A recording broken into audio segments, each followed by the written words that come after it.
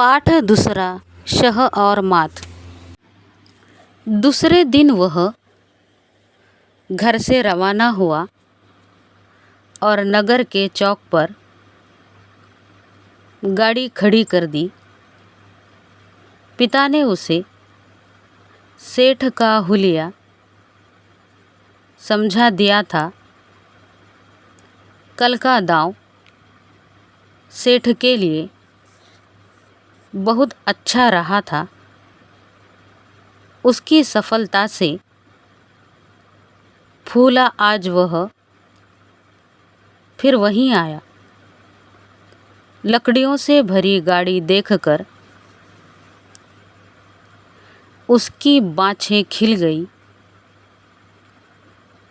उसने गाड़ी के पास जाकर पूछा,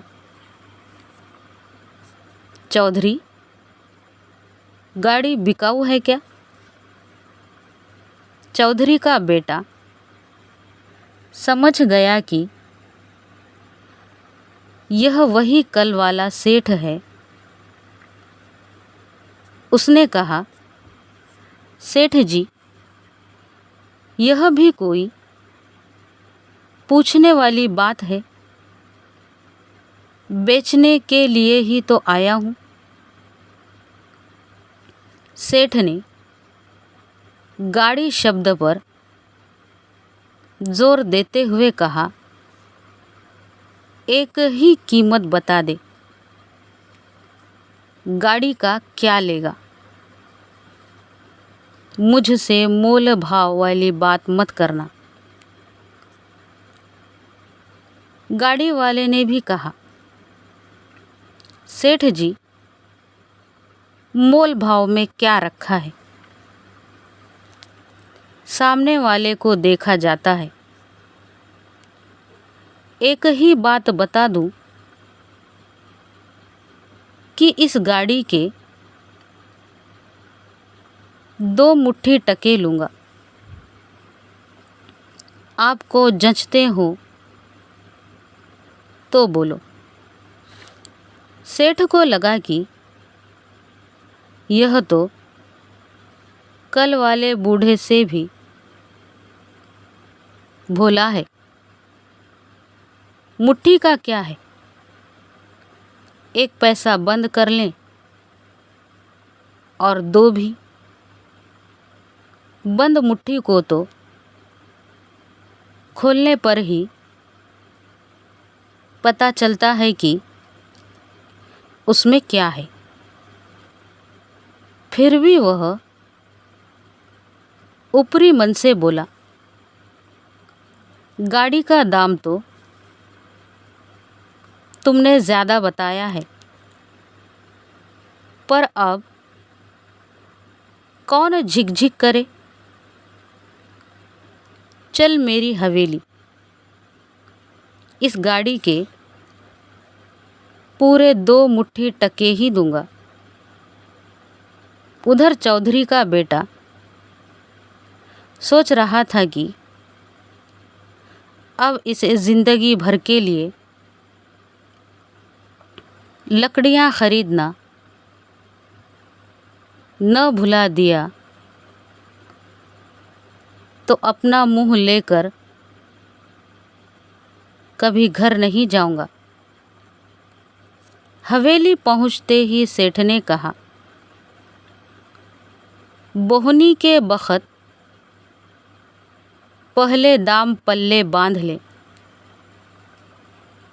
फिर गाड़ी खोलना। यह कहकर सेठ तुरंत हवेली के भीतर गया और दोनों मुट्ठियों में 1-1 पैसा बंद कर चौधरी के बेटे के पास आकर बोला, ले अपने दाम, फिर दूसरी सटर पटर करना। सेठ टके देने के लिए मुट्ठियाँ खोल ही रहा था कि गाड़ी वाले ने झट से उसका हाथ पकड़ लिया, फिर हंसियाँ निकालकर बोला, सेठ जी, मुट्ठियाँ मत खोलो,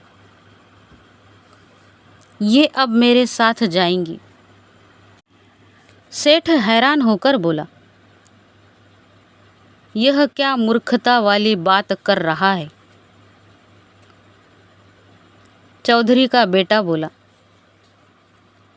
मूर्खता वाली बात नहीं है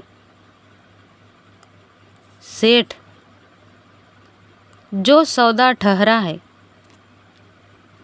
वही बता रहा हूँ। तुम्हारे शहर में जब लकड़ियों के साथ गाड़ी बैल बिकते हैं तो टकों के साथ मुट्ठियाँ भी जाएंगी। यह सुनकर सेठ के पैर तले से ज़मीन खिसक गई। चौधरी के बेटे ने सेठ की कलाई पर हंसिए को हल्का सा रगड़ा दिया तो सेठ चिल्लाया, चौधरी, दया कर, मुझसे गलती हो गई। गाड़ी बैल का भला मैं क्या करूँगा, तुम उन्हें वापस ले जाओ। चौधरी का बेटा उसकी कलाई मरोड़ते हुए बोला, मेरे पिता कल गिड़गिड़ाए थे पर तुम नहीं पसीजे, अब बात से पलटते हो। 2 मुट्ठी टके की बात तय हुई थी कि नहीं, बोलो। पल भर में सेठ को सारी बात समझ में आ गई। वह डरते हुए बोला, ज़बान दी थी पर टकों के साथ मुट्ठियाँ देने का ध्यान नहीं रहा। जैसा कहो मैं करने को तैयार हूँ, पर मेरा हाथ छोड़ दो। चौधरी का बेटा गुस्से से बोला, तुम्हें क्यों ध्यान रहने लगा? बूढ़े आदमी से गाड़ी बैल छीनते वक्त पूरा ध्यान था। यह कहकर उसने हंसिए का एक रगड़ा और मार दिया। सेठ कांपते हुए बोला, गाड़ी के साथ दंड के 500 रुपये और भी दूंगा, पर मेरे हाथ छोड़ दो। उसे कांपते देखकर चौधरी के बेटे को हंसी आ गई। वह बोला, इसी हिम्मत के जोर पर बेचारे भोले भाले लोगों को ठगते हो। चलो, मेरे पाँव में पगड़ी रखकर 7 बार नाक रगड़ो। सेठ ने तुरंत पगड़ी उसके पाँवों में रखकर ज़मीन पर नाक रगड़ी। फिर 500 रुपये गिन दिए और हथियाए हुए गाड़ी बैल भी लौटा दिए। चौधरी का बेटा